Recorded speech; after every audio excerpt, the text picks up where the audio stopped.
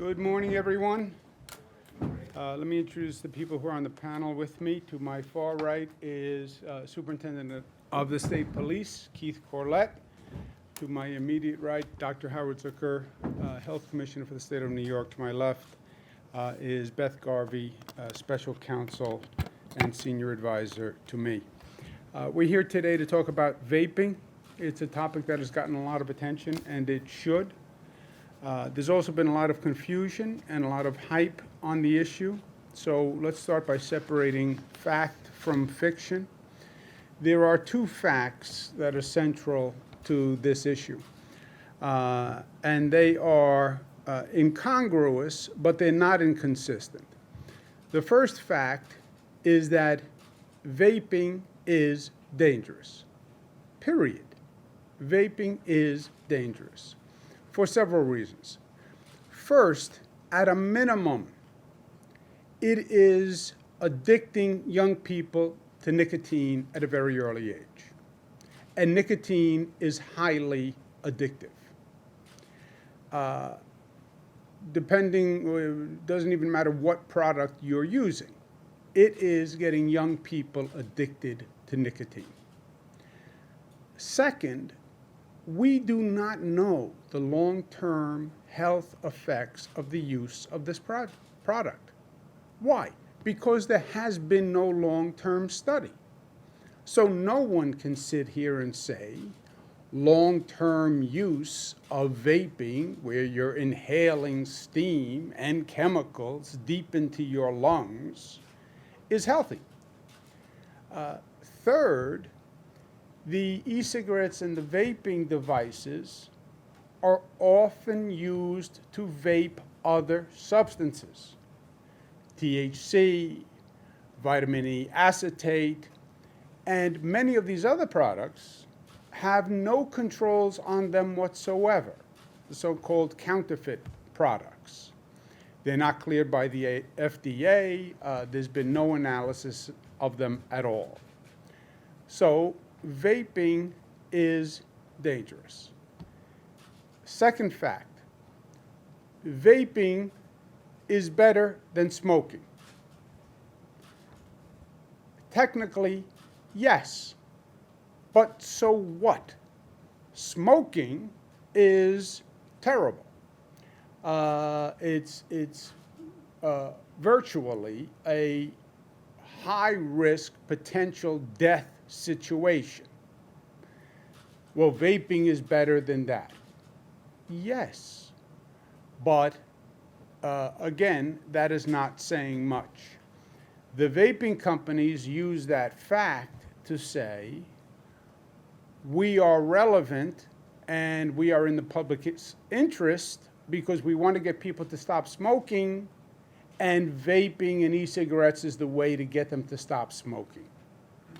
No, there are much better ways to stop smoking than vaping. There are patches, there are lozenges, there are gums, there are therapy sessions, there are medications. There's a whole host of ways to stop smoking, which are better for you than vaping. The only situation, in my mind, factually, that justifies vaping is if you had a person who said, I currently smoke, and I have tried every other device to stop smoking. I've tried everything. Nothing has worked except vaping. That is the only situation that logically justifies vaping. So, two facts. Vaping is dangerous. It's addicting millions of young people to nicotine at a very early age. Some would argue earlier than cigarettes actually introduced young people to vaping and nicotine. Second fact, it is better than smoking, and if there were no other options to stop smoking, then vaping is a better alternative. Just the numbers on young people. In 4 years, the percentage of high school users who use e-cigarettes and vaping has increased 160%. 40% of 12th graders now vape. 27% of high school students are vaping, okay? And remember, vaping is nicotine, and nicotine is highly addictive. So, with these facts in mind, what is the prudent policy going forward? First, you want to say we should ban all flavors besides tobacco and menthol. 68% of the use are flavored products. And the flavored products are highly attractive to young people. Names like bubble gum, cotton candy, Captain Crunch, which was my favorite.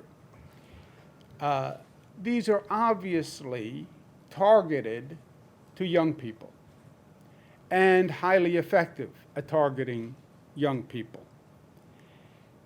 We would ban all flavors besides tobacco and menthol.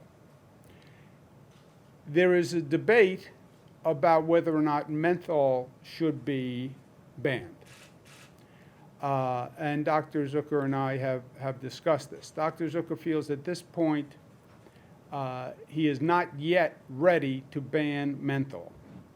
Why? There is some data that suggests for menthol cigarette smokers, again, who have tried every other device to stop smoking, they tried the lozenge, they tried the medication, they tried everything, nothing else worked, in this very limited pool, and they're trying vaping, the menthol flavor for the vaping helps menthol cigarette smokers. So at this point, Dr. Zucker's recommendation is he is not prepared to recommend banning menthol, but Department of Health is going to continue study, consultations with the Public Health and Health Planning Council, and that could change in the future. But at this point, he's not ready to recommend banning menthol. Second, we're going to propose legislation next year that will ban advertising directed towards young people. Ironically, current vaping companies that were subject to the 1998 Tobacco Master Settlement are already prohibited from marketing tobacco products to young people. New companies that were not part of the tobacco settlement in 1998 are not so prohibited. We would pass a law in the state that says all such companies are prohibited from marketing to young people. Third, the law is clear. You cannot sell these products to people under 18 years old. It is theoretically a criminal offense to be selling these products to people under 18 years old. It is also patently obvious when you say 40% of the 12th graders report vaping and e-cigarette use, that people under 18 are purchasing these products.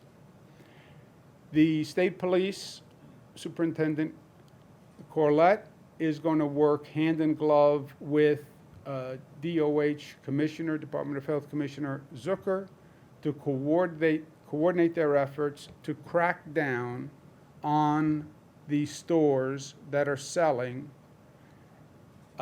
products to people under 18 years old.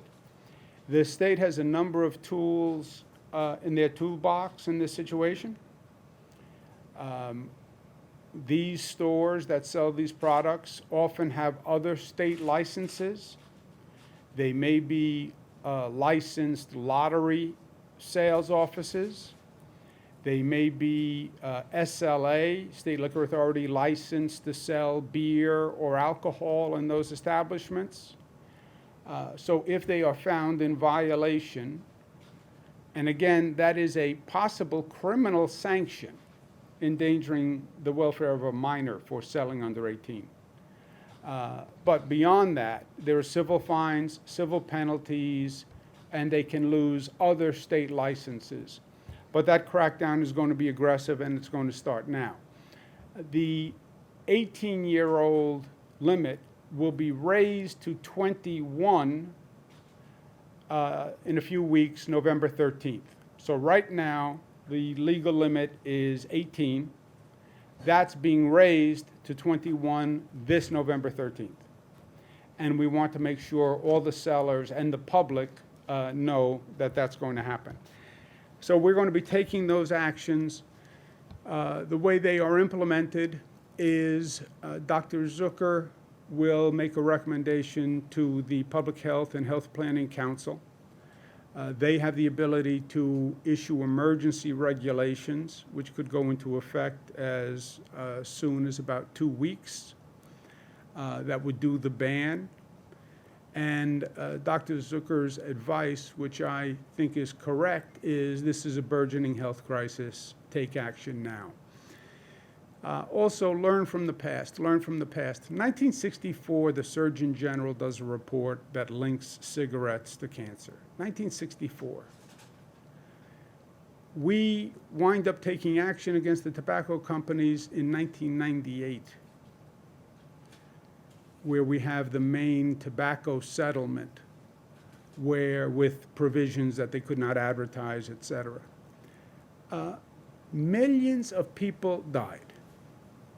Billions of dollars were spent. Many of these companies are related to tobacco companies that have a new device to sell nicotine, which addicts the user to come back and continue to buy their product. It is the tobacco cigarette model all over again. Try it, get addicted to nicotine, and now you are a customer for life. In my mind, I don't think it's an outrageous parallel to say, look at the work we're doing now with the opioid companies. They sold pain medication that they knew was highly addictive, that they circulated, they advertised, they distributed. It created hydrocodone, Oxycontin. It created addictions in the users, which then provided their business relationship with more customers. Get the customer addicted, and they will keep coming back. That tobacco, cigarettes, and now these vaping e-cigarettes. It's still nicotine, and nicotine is what's addictive. Even putting aside the other products that might be added, THC, vitamin E, the nicotine in and of itself is the addictive drug, and that is what they are selling. With that, let me turn it over to Dr. Zucker for comments. Thank you, Governor. I just want to mention and reiterate what the Governor mentioned, that this is a public health crisis. The numbers since we last spoke with all of you, we were at 49 cases in New York State, and just the other day we're up to 64 cases. That's just New York, and obviously the numbers in the country are rising as well. And my recommendation to the Governor is that we bring the Public Health Policy, Health Planning Council back together to discuss this and to have a vote to eliminate the e-cigarette, the flavored e-cigarettes. This is such an important issue. It is evolving, it's changing every day, and we need to tackle this as fast as possible. And I just would reiterate what the Governor mentioned. We saw this with tobacco. We saw this decades ago. We don't need to repeat history. I think we need to tackle this right now and do it fast. Yeah, one other point. Well, where is the federal government? Who knows where the federal government is? And that's just a general statement, right? First, we heard signals that maybe the administration understood this and they were going to be responsive, and then you get a tweet that suggests the exact opposite. I'm not waiting for the federal government to come protect the people of the state of New York. I've been disappointed time and time and time again. The political influence of these companies is not to be underestimated. These are very powerful business interests. If you listen to their spokespeople, they threaten the president politically with the power of their user customer base, which is now addicted. So I'm not relying or waiting for the federal government. I don't expect them to do anything responsibly, to act responsibly, because I've never seen them act responsibly. So our destiny is in our own hands, and we're taking action.